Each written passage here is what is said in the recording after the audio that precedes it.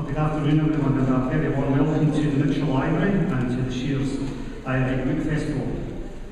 My name is Ronnie Campbell, I'm a member of staff with Glasgow Library, staff based here in Mitchell, and I'm delighted to introduce this event this afternoon, which is going to be something a lot different for us at AyeWrite. AyeWrite has grown in the past 6 years to an internationally acclaimed book festival, but we consider it very important to involve local writers from Glasgow and the west of Scotland, as well as those from much further afield. So I'm delighted to welcome this afternoon Reid Sexton. Sue is a writer based in Glasgow whose first novel, MAVIS'S, was published in the last week. Sue has been writing short stories and play scripts for a number of years, and she took an MLit in creative writing from the University of Glasgow in 2007. Prior to this, she was a counsellor and social worker, with a background in mental health, homelessness and trauma. MAVIS'S is a story set during the devastating Clydebank Blitz, which happened on the 13th and 14th of March 1941, almost 70 years ago. Please welcome Reid Sexton to talk about MAVIS'S.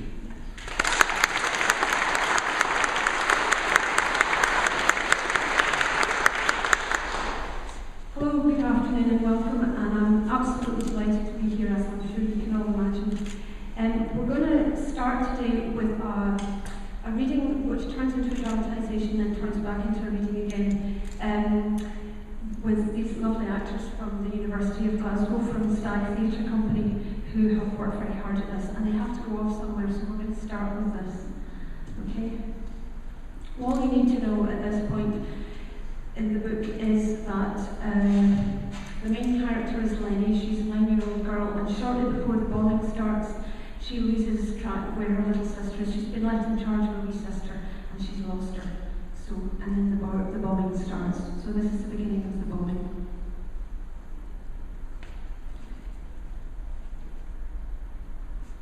Oops. There was a rumbling sound, like the engines at the factory, or a car, only louder, but it was up in the sky. Then a screech, like a whistle or a scream. It seemed to last a long time. We looked up, frozen and not knowing. Then the most almighty explosion shook the ground underneath us, and everyone screamed.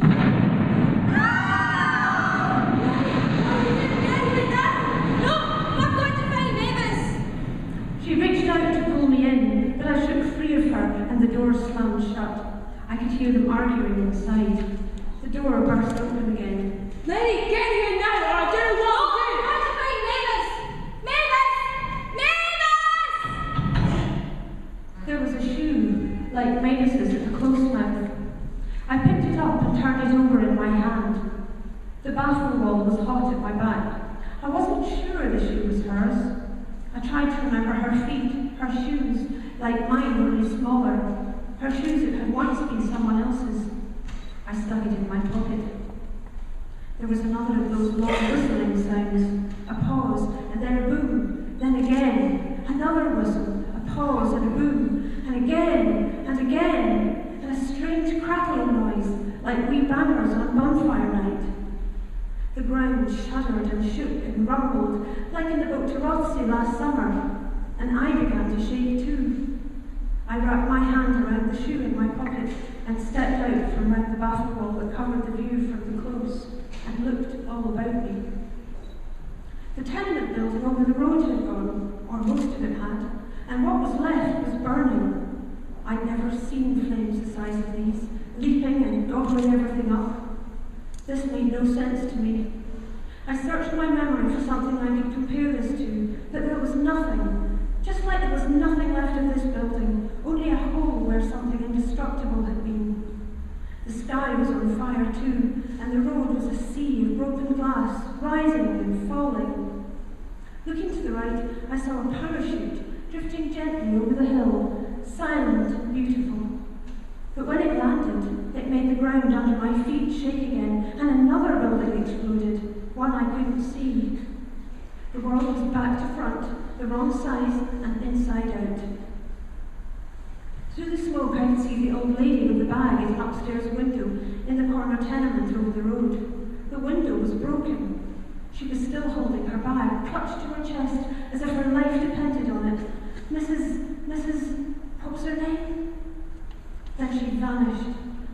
sound of crunching and the crack of split wood, the floor she had been standing on appeared in the window below. Suddenly, it was engulfed in flame, orange, hot flame. A whoosh of heat smacked against me. I screamed and stumbled back behind the baffle wall and into the close where I'd been standing.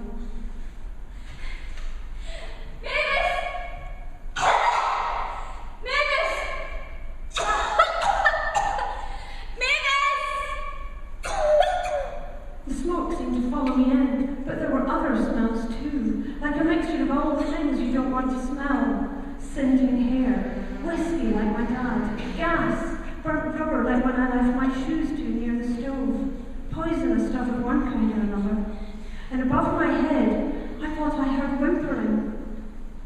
Someone was up there who should have come down to a shelter. Get down! Smoke and dust flew about, caught in a hot swirl, filling the air, filling my mouth and my eyes. I coughed and spat, my eyes burned and watered. My heart was beating so fast, I thought it would burst right through me, and I gulped for air. Out into the back I went, crossing the drying green with my knees banging into each other, and my stingy eyes half closed to see through the smoke. I was just about to knock on the shelter when I heard loud singing coming from inside. We're gonna hang out the washing on the Siegfried line. Have you any dirty washing for me, dear? We're gonna hang out the washing on the Siegfried line, 'cause the washing day is here. I looked back at the building I had just run through and saw that it was on fire, its walls black against the orange windows. I fell against the shelter and felt the heat of the blaze and its metal burning my hands.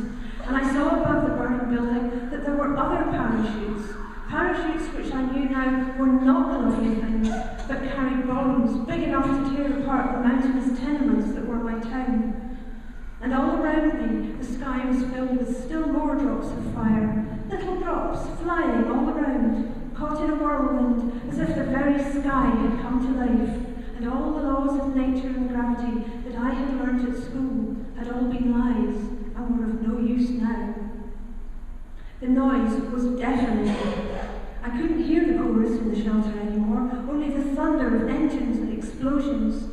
I think I stood there for some time, but I don't know. My face felt tight, as if my skin had shrunk, as if the fire was trying to get right inside me, right into my head. So I turned away and covered my face with my arms. But when I looked again, this time over the back, it was even worse. Behind me, behind the shelter, behind the houses, beyond, there were flames bigger even than the flames over the road, reaching right into the sky. So much flame, it was like there wasn't room for it all down below. It lit up the whole sky and all the buildings. There was nothing hidden. The Jerrys had found us, and we were laid bare naked, and I had lost Mavis. I went through the bombing until I came to Buchanan Park, on top of the hill in Clydebank. And I stopped there and stared at the sky, watching for bombers and bombs, in case one of them had my name on it, like my mum said.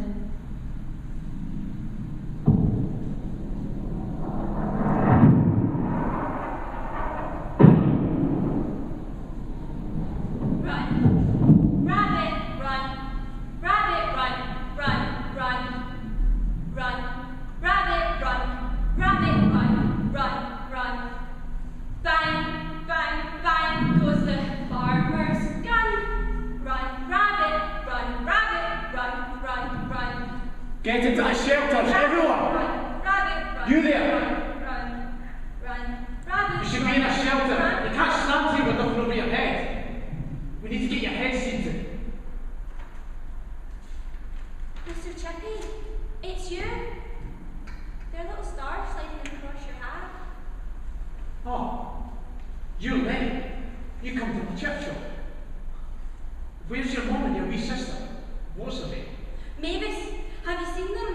She ran away from me while I was getting her shoe out. No, I haven't seen them. But I'm sure they'll be safe in a shelter somewhere, where you should be. Now come on, I'll get you somewhere you can get patched up. I don't need patching up. I need to find Mavis and my mum. Lenny, I have to go and see other people too, so you need to come with me now, okay? Right now. If you like, I can carry you. We have to go out of the park and down Campbell Road to the cinema. You like the cinema, don't you? My mum may be there with a nice young man, but I haven't got Mavis, and she'll be angry because I've lost Mavis, and she can be a right good scene too. If your mum is in there, she'll be chuffed her best to see you.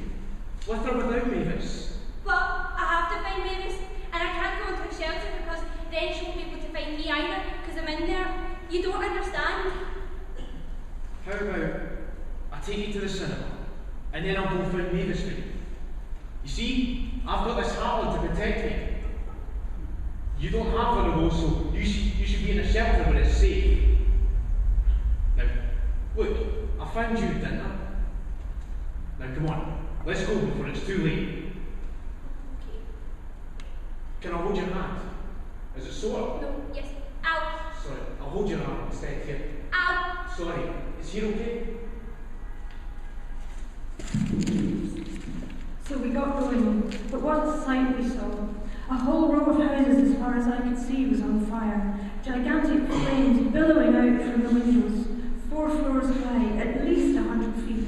Mountainous spikes of flame creeping over the roof, and all across the street there was grass, glass, and bits of people's homes. And despite the noise of the blaze and the drone overhead, I could hear things exploding inside the houses, like the explosions in my head, like I could hear the inside of my stomach. I held on tight to his coat with my sore hands, and he held on to me. Watch the ground, Ray, nothing else. Well, okay, watch the sky too, but make sure you know what you're walking on. We made it eventually to the Mascala Picture House, and he left me there with the WVS ladies. And after several terrifying hours, he came back again with a little girl of about 4. This isn't Mavis. I know. It's Rosie. Do you know her? Not really, no. Not really. Not at all. No. You don't know who her grandparents are, or an aunt or an uncle she can stay with? No, sorry. Look, I have to go back out. Will you stand here and give the WVS lady a name when it's her turn? I'm still looking for Mavis. Just haven't found her yet. But it'll be daylight soon, and then I can go.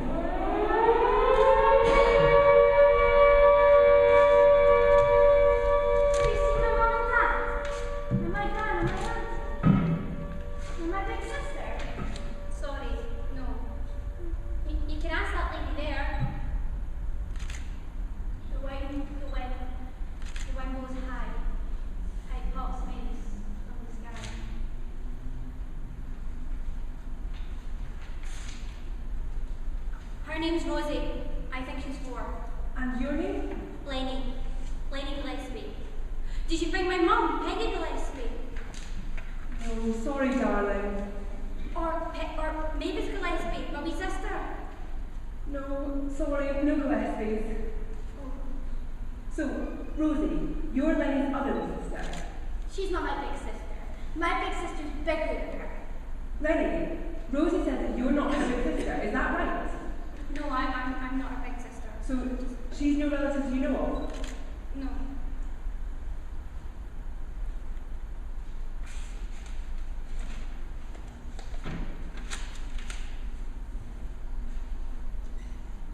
Rosie, where did you last see your mum and dad? Have you got any aunties or grands or anyone? My dad took me to the shelter first, and when he didn't come back with Mum and Dad, and when I looked out, and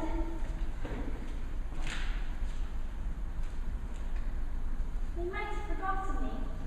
Are they here? So I left Rosie in the Mascala and went to the town hall to look for Mavis, my wee sister. The day was bright, but a heavy haze of smoke sat on the still air, unmoving, as if trying to hide us all, making it dark. Towards the end of the day, when there was still no sign of her, I walked through the crowd in the debris, then past the library with its broken books, past broken tenements and broken people, checking their faces one by one, but seeing no one I knew. They had budgies and cages and crockery and prams and great big bundles on their backs. Most of them were going west out of town. A strange silence like hovering smoke, and I wondered whether something might explode if anyone disturbed it. Inside me I felt those explosions, like the explosions of a little engine, driving me on with all my strength, until I came to the canal underpass, and passed under, and up onto the towpath by the green canal, and headed towards home. Lenny. It was the scary man from up our street, the one whose clothes I looked in for ages for Mavis, the one who had a special stick for naughty kids like me, like my mum said. He wasn't carrying his stick, but I wasn't taking any chances and kept well back. Lenny, did you hear about your mum? They've taken her to the hospital. Did you see her? Is she alright? She was under there a very long time. Are you alright? You got burnt, I see. And your hair is all wrong. Under where? Under there. Under the rubble. But it's still burning. I'm so sorry. But I saw her when she came out. Her legs were in bad shape. She didn't want to go into the ambulance because she didn't know where you two were. She was talking. She's alive. Where's Mavis? I don't know. Someone will have her. Don't you worry. You should ask at the town hall. Mavis was in our back court. You're Peggy's girl, aren't you? Peggy Gillespie. Peggy's girl, yes. I'm Peggy's girl. Poor Peggy. And I wondered about Mavis being on her own when I saw her from my window. She was with that wee girl downstairs. When she had the siren went off she popped. She had said she had to find Lenny. That's you, isn't it? Yes, that's me, I'm Lenny. She went that way, down that street. That way? But it's all black smoke and rubbish she couldn't have done. Well, she did. She went that way. No. Yes, I saw her with my own eyes. Don't you say otherwise. She went that way. But don't you tell me what I did and didn't see. Don't you tell me. I saw what I saw. Don't you tell me I'm wrong. I don't think that's what you meant, did you, Lenny? Don't mind her, Lenny. And don't worry about Mavis either. She'll have gone into one of the shelters up that way and be absolutely fine. Ask her at the town hall, but get down to the buses as soon as you can. And get yourself out of here. Have you any family here? Why don't you stick with me a minute? And I'll take you down to the buses. That's where I'm going. no, thank you very much. But I want to go home and see if Mavis is there. There's a very kind lady at the town hall who's going to take us home to stay with her a while. Cheeky wee midden, just like her mother. Don't mind her now. Come with me to the buses. No, I can't. This was a lie, of course. The kind lady in the town hall wasn't taking me anywhere. But sometimes lies are all right. My mum said so. But the kind lady was taking little Rosie. I did tell Rosie to stay with her before I went to find Mavis. But there's an odd thing about 4-year-olds you might have noticed. You tell them what to do, and they generally do the opposite. Little Rosie was no exception. Tell Rosie to stay there, and it's a sure way to get her to follow you. So she caught up with me again, outside the remains of my house. Mr. Tate, the scary man with the stick, said he was going for a bus, but the bus never came, so he was there too. And Miss Weatherspoon, my teacher, she showed up too. We were wondering what on earth to do when some boys I knew went past and gave me an idea. They were hurrying on their way to the huts at Carbeth, because of course, even though we didn't know it, there was a second night of bombing, and it was just about to begin. Miss Weatherspoon, you think ours her Beth? Can I take Mavis there once I found her? Mr. Tate, what do you think? 10 miles? No, not so much. 3, maybe 4. Surely 5 at least. How far is a mile? Up Kilbowie Road, along Cocknell and then over the hill. Left of the main road. Keep going. Until you come to the halfway house pub. But it's too late now. We have to get into a shelter, now. Why do we have to go into a shelter? Because the Germans are coming back. The lady said I have to go to Edinburgh. I don't want to go to Edinburgh. Edinburgh, Rosie, and you should have. Now the Germans are back, and we need to go into that shelter with the scary man with the... What does the scary man have? Nothing, Rosie, he's not really scary. Hurry now. We can go to my shelter at the top of the hill. Can someone find me a stick? I've lost mine. Hurry up, my girls. See what you can find. And then... A stick, if you can, please. You girls start up the street and we'll follow you. But be careful. My mum will be missing me. Were there any other girls like you in the town hall? Yes. Anyone called Mavis? What does she look like? Fat. With hair. Like yours. As big as that lady. Anyone else? There were lots of kids in the town hall. Anyone with hair like mine? Big blue eyes and cute as ninepins? With little flowers sewn into the collar by my mum? Where are you all going? Edinburgh. To stay with that lady. But one of the other ladies said she didn't know where we'd all end up. Over there! Did you see it? I think it's ahead. Behind that stone with a pile of bricks. Yes, I think I do see it. But don't look, you'll just make yourself... I have to. It looks like someone I know. Oh, thank God it's not her. Stay here a minute, will you? Miss Weatherby. Get into the shelter now. Go, Lenny! Immediately! Is it Mavis? Can I see her? Where is she? No, it's not Mavis. Do as you're told, Lenny. Get into the shelter. I don't want to go in there. I don't want to go in there either.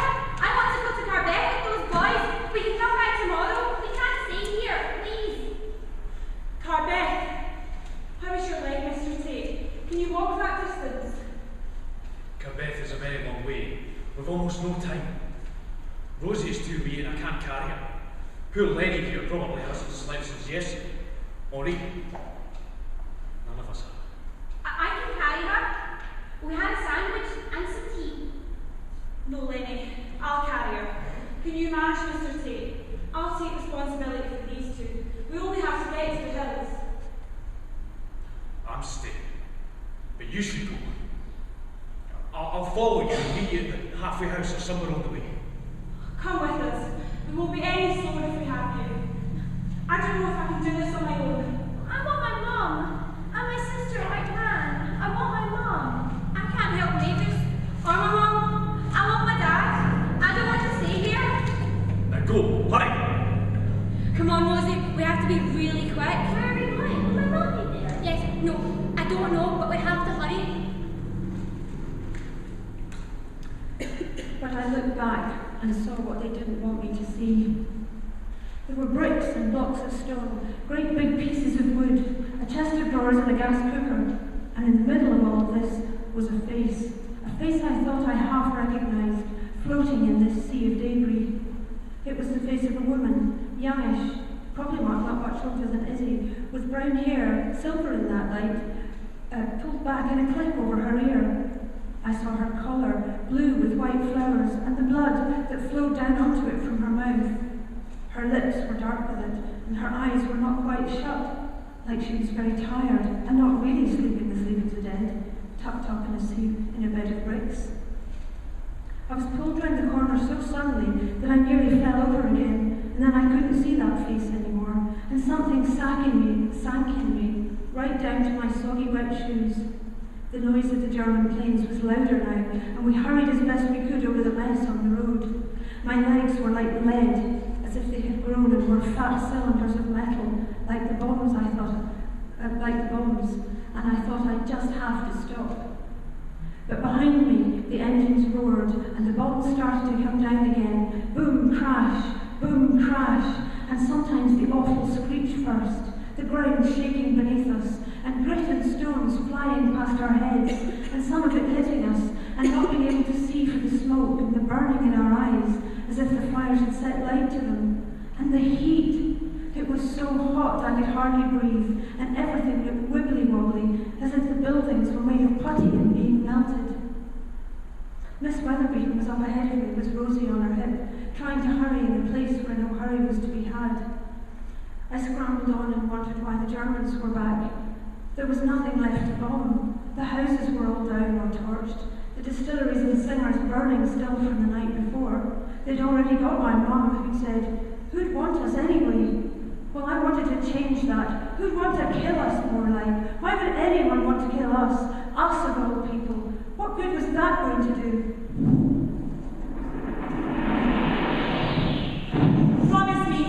Promise me you will look at the ground and nowhere else.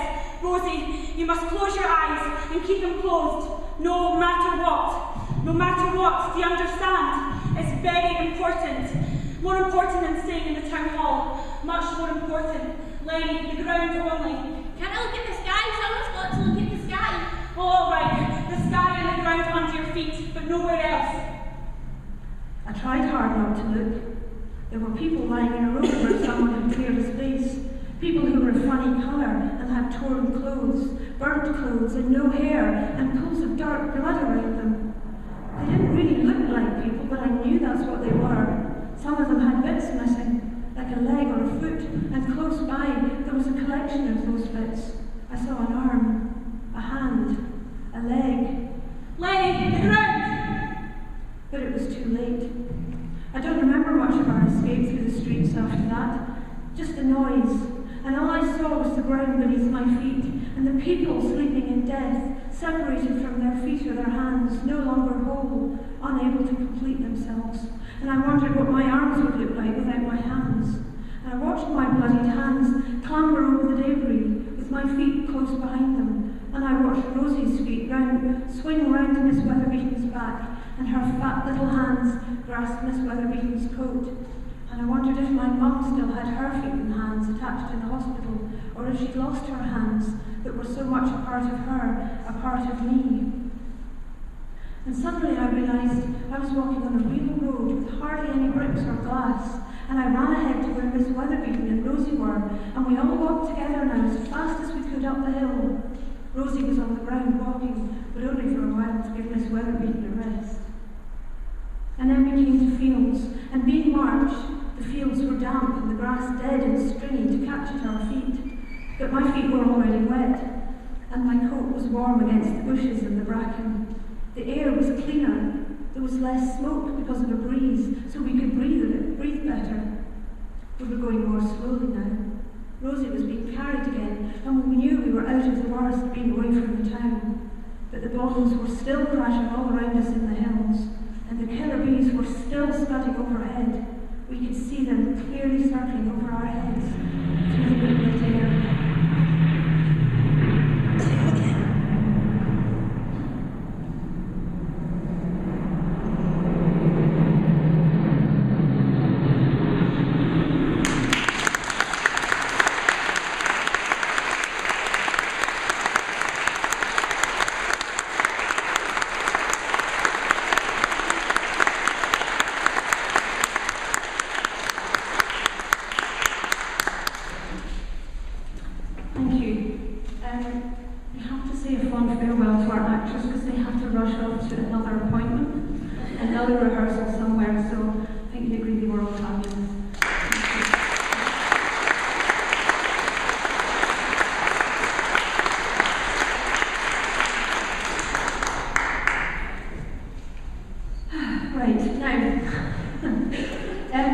I'm going to tell you a little bit about the Blitz, about the history of the Blitz and what happened. I'm going to have to go my glasses down. The Clydebank Blitz was the worst attack on a single town in Britain in the whole of the Second World War. There were terrible things happened in Coventry. Coventry had other horrors, but the number of bombs was actually less than the number of bombs that dropped in Clydebank. And London, of course, had 84 consecutive days of bombing, which must have been hellish, and also endless stuff happened in London. It must have been awful. But Clydebank was basically pulverised and demolished in the space of 2 nights.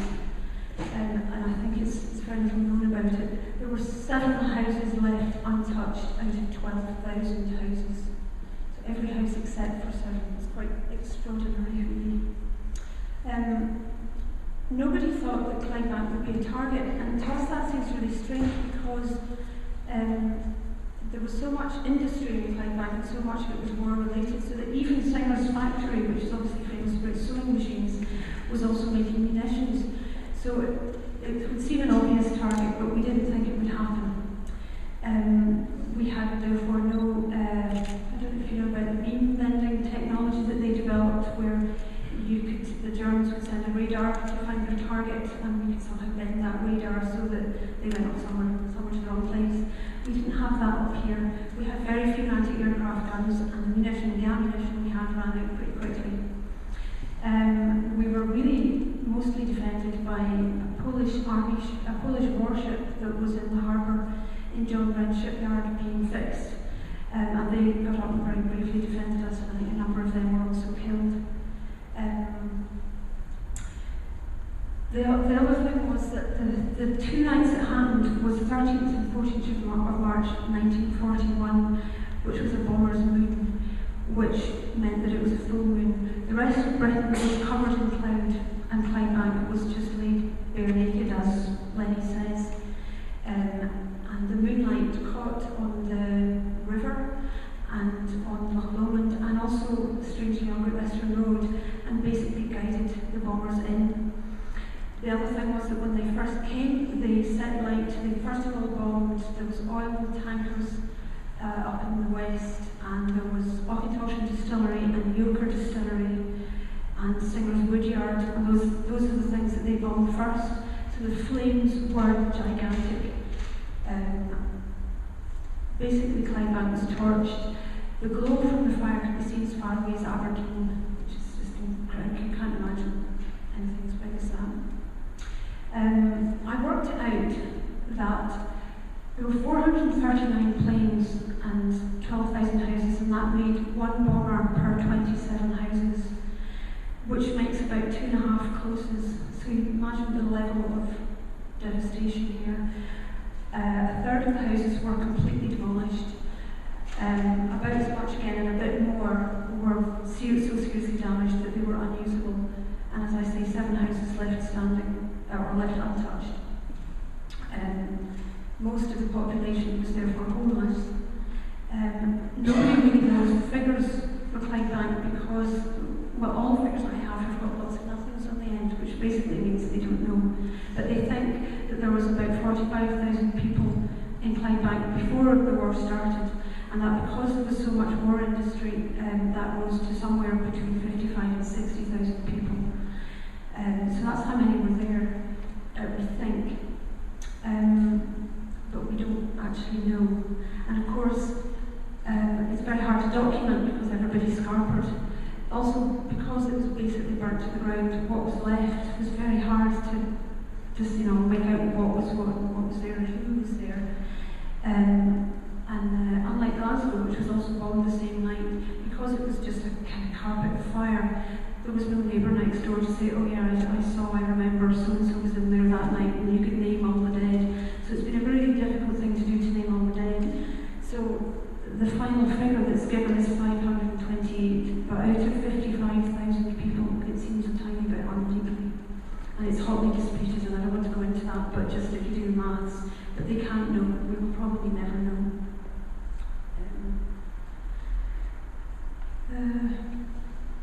I think because of the scale of it, I think it's a really, really important piece of Scottish history, and it's very unknown because at the time, obviously, we had the wartime censorship, so they couldn't report on it.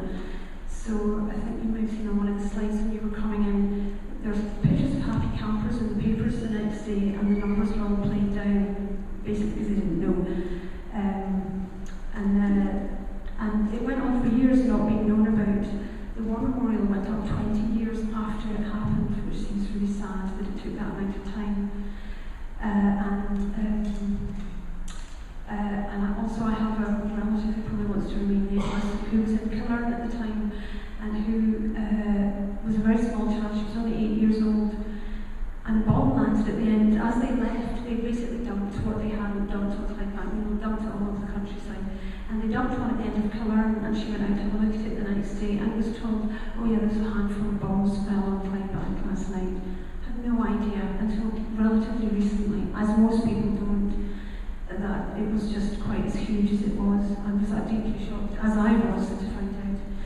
The reason I wrote the book was because I was writing another story about rural Scotland during the war. So I had land girls and evacuees and refugees and all the men who were away at war and prisoners of war as well, who were kind of put to use on the land. And one of the people that I had in the story was a young woman from Clydebank who had lived through the Blitz. And I thought, I don't actually know about that. And then I realised I actually couldn't write it. I had no idea how big it was, what happened, what it felt like to be in that situation, and what happened to the people afterwards. So I set out to find out, and this book is basically the result of that research. And it was deeply shocking to find out about all of this stuff. I have to say, I had no idea. And it seems really strange that something should happen so close to where I was brought up, and maybe many of you were brought up, and that we don't actually know. So, the other reason I wrote it was because shortly after the invasion of Iraq, lots and lots of journalists got killed. And I thought, we're not going to actually know what's going on out there. If they kill all the journalists, there's nobody to report this, and we'll never know. And I got to wondering if nobody was going to tell me. I had to wonder myself what was happening out there. And I realised it's exactly the same thing that's going on there, or went on, arguably is going on, and obviously in Libya and other places at the moment. So it was kind of a sort of an urgent cry to say, look, we need to know what this is about. Lenny, you may be pleased to know, made it over the hills to Carbeth. And the reason for taking him to Carbeth is because a lot of people went from Clydebank, as Lenny did, over the hills to Carbeth, and were taken in by some of the hutters, and maybe stayed for a couple of days and then went further, because people went all over the country and all over the world, in fact, after this. And some of them stayed, and some of them built houses or huts and various things. I don't know if you know the hut community in Carbeth, but it's temporary huts. But a lot of the huts went up there after the Blitz, and the landlord, who was a very benevolent man, gave them an extra piece of land. So if you go and you find the Colt Bray, the bit on the left-hand side of the Colt Bray, the huts are all really close together compared to everywhere else, and that's the reason for it, because they were all thrown up really quickly and they only had a little bit of land. So they threw out all sorts of things. One of I think my favourite was Jimmy Robertson's bus. Jimmy Robertson's bus was a real bus, and Jimmy Robertson was a real person who sadly I never met. But he owned a bus that he had at the side of the Driven Road, just along the road from the Carbeth Inn, which used to be called the Halfway House. And in his bus, he lived in his bus. He had a tree growing up the middle of his bus and through the roof, and he also used it as a shop, so he supplied the hutters with their milk and bread and cookies and so on. That's my favourite one. I need to say thank you to lots and lots of people. I need to thank everybody who helped in my research. There's a considerable number of people who helped. I'm not going to name everybody, but I will mention Glasgow University were absolutely outstanding. Kevin Morrison in particular, who has his very own special collection, which by the way he's looking for over his collection. They had his collection at this time, and it's a collection of memorabilia from the home front, and it's absolutely invaluable to me. I could not have done this without it. And also Marlene McGowan, who worked there and then was a volunteer. She was evacuated from Glasgow to Carbeth, and she and I went for walks around Carbeth, and she said, oh yes, that's where the water pump was, and that's where this was.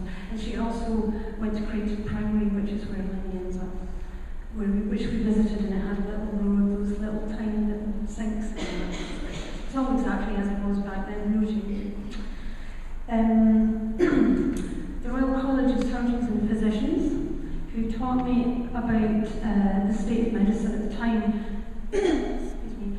which was obviously not as developed as it is now. So I have them to thank. And also the fact that I hadn't realised that kids were not allowed in hospitals back then, because they were considered to be health hazards. It's fair enough, I can't help reading. Sorry, Jessica, my daughter. The Clydebank Library Stories group, I have to thank them enormously because they have a collection of memoirs called Untold Stories, which is their memories of life in Clydebank during the war, and it gave me the real story of what it really, really was like there, so I'm massively grateful to them for that. What else to mention here? Well, obviously Waverley, who have been fantastic, absolutely beyond any writer's dreams. Go to Waverley if you can get them, because they're amazing. Thank you very, very much to all of them.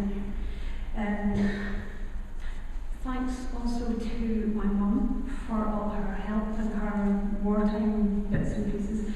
Both of my daughters for putting up with me, but most especially my daughter Jessica, because she read the book at a very early stage and gave me some very sound advice. And last but not least, I have to thank Jim, my husband, because he bought me a laptop years ago before I even started writing, shoved me into a room and said, get in there and get on with it. So I did, because I'm that kind of obedient sort of person. Okay, I'm going to read you a tiny, tiny little bit from further on in the book, and it's really just to give you a flavour of what Lenny's like, because she's a perfectly normal child, really. She's very happy normally under normal circumstances. She's quite fiery and quite strong. She can be very rude when she wants to be, and quite pushy. So it's just, she can be quite fun. So I'm going to give you a wee tiny bit of this. She's in Ironbbratz for a while, and she spends her time trying to persuade the grown-ups to go back to Clydebank and find little Mavis. And they're all far too busy. They have other things to worry about, even though they care and they would like to. There's a lot of confusion, as you can imagine.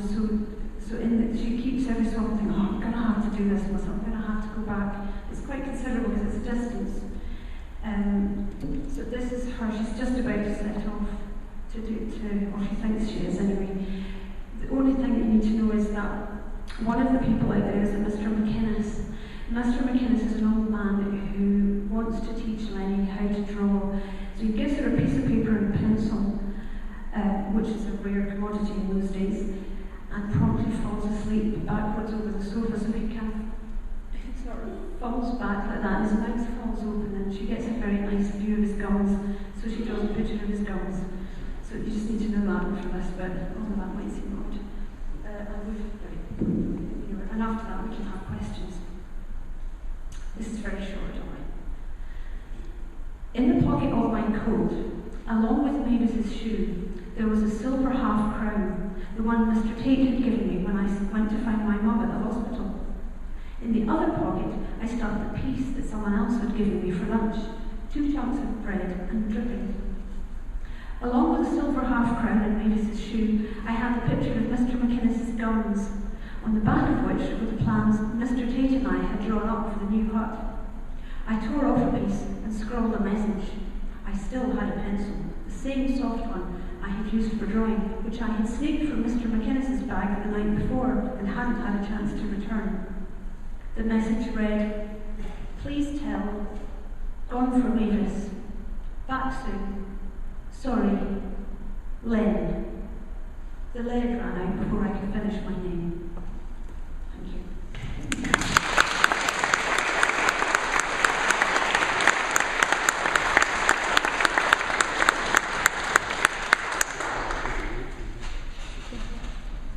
Sorry, there's a roving mic if anybody wants to ask questions.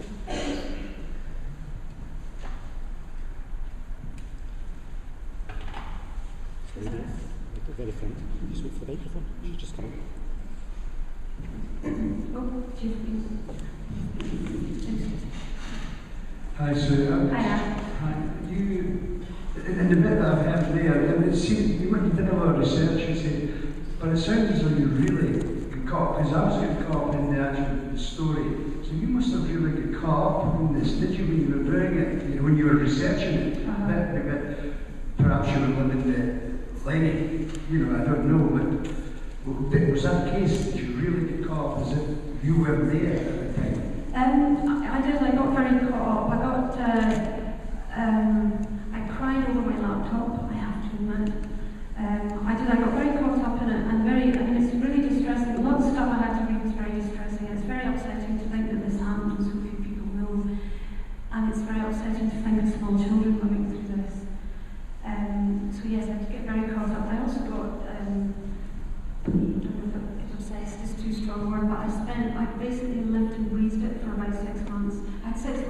work. So I wrote and researched and wrote and researched. There was a point came when I was researching that I just thought, I've got to start getting this down, because Lenny felt really alive. I was in Clydebank Library yesterday, and as I was going in, I heard this little Lenny voice saying, there's a line that she has in the book where she says, ordinarily I'd be really excited about doing this, but I can't because of Mum and Mavis. And I just had this little voice, because I was quite nervous doing this thing. Ordinarily I'd be really excited about doing this, but I can't because I'm sort of... So yes, I kind of lived and breathed Lenny for a while and her experience. Thank you. It's not really a question, it's more of a comment. My father was in the auxiliary fire service and he fought the fires at Clydebank, and he mentioned the fuel tanks. Well, they were on the fuel tanks kicking off the incendiaries and they're stopping souls so they didn't spark an explosion. Oh my God. So just a little detail, you know. Massively dangerous place. You didn't know much about it. See, I grew up with the knowledge of Thailand. Yes, I should just go with you. Speak to him. I'll still exist.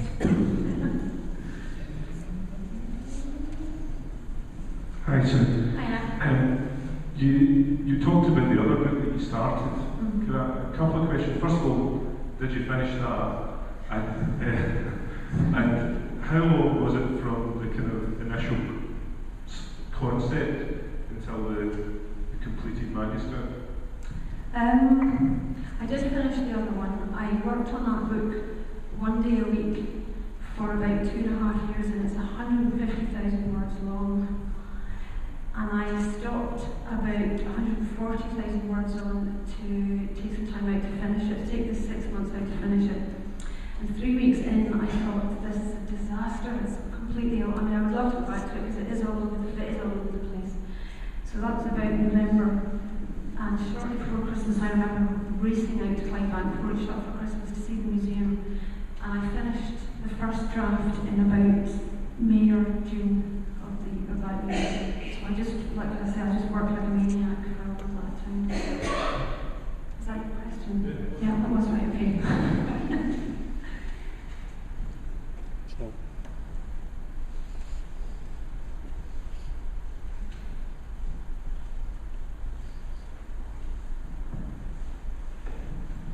Did you interview any of the survivors, and if so, what was their reaction?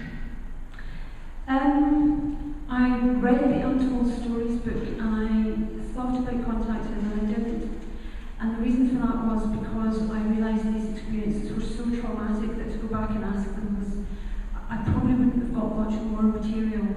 And I would have done, but I might not have needed more material. But I didn't want to re-traumatise people. I just didn't think it was fair. I have since, last week, met them all, not all of them, but some of them they had a 70-year reunion last week, which was lovely to meet them all and to get their feedback, and they seemed to enjoy it. Phew, thank goodness. So yeah, no, I didn't. But I did speak to people who were evacuated from Glasgow and who were in Carbeth, or people who had lived through similar things. But again, even the people who hadn't been right in the thick of it, but who were in the safety of Carbeth, remembers the trauma around about them, and some of the things they heard actually re-traumatised them.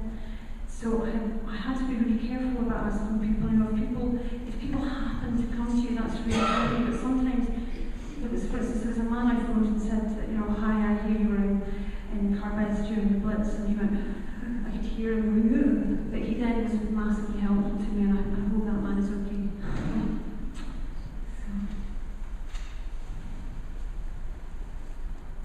Anyone else?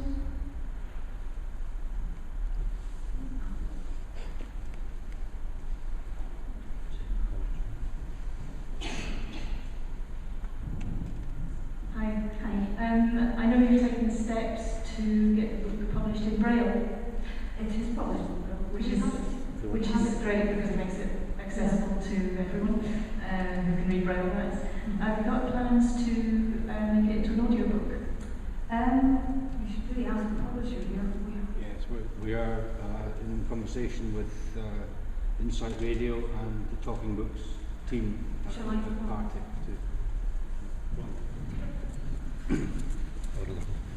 Yes, we're on Insight Radio the day before publication, and we published simultaneously in Braille through the Scottish Braille Press.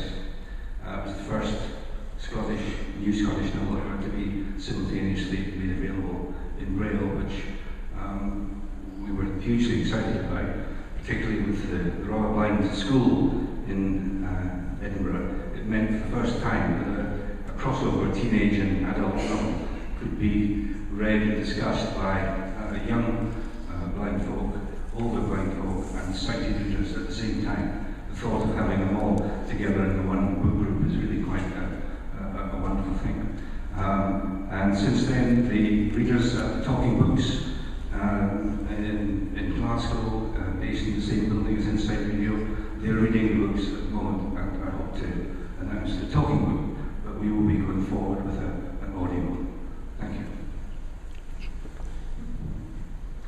I think we've got time for one more question.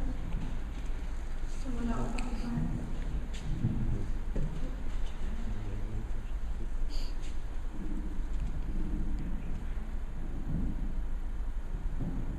What would be your favourite thing about the book? My favourite thing about the book? I think Lenny's my favourite thing about the book. She was fun to write, fun to get inside. I think she's my favourite thing. Have you read it? No. I'd like to know what your favourite thing is when you have read it.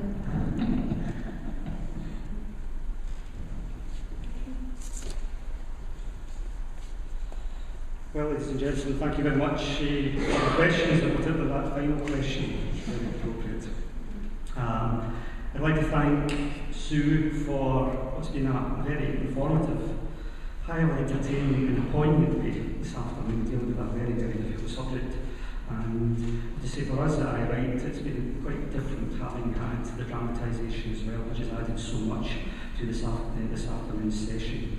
So thank you, Sue, for that. Just before we get the opportunity to in the usual way to thank Sue, a couple of points to make. First of all, a comment about the Braille book. We have Waverley Books have brought a couple of copies of it, and it's sitting on a table if anyone would like to have a look at that. And we're delighted. We're going to claim another first at AyeWrite, but it's really down to Waverley for being first to publish, simultaneously publish the book in Braille as well. Just before we finish, Sue will be leaving and going to the bookshop. If you want to have a chance to meet with her there and to buy a copy, and she'll sign it for you. The book will be available down in the bookshop. That's the ground floor. If you go downstairs to the left along the tiled area there, you'll find the bookshop there. So in the usual AyeWrite fashion, we thank Sue Reid Sexton for this afternoon session. Thank you.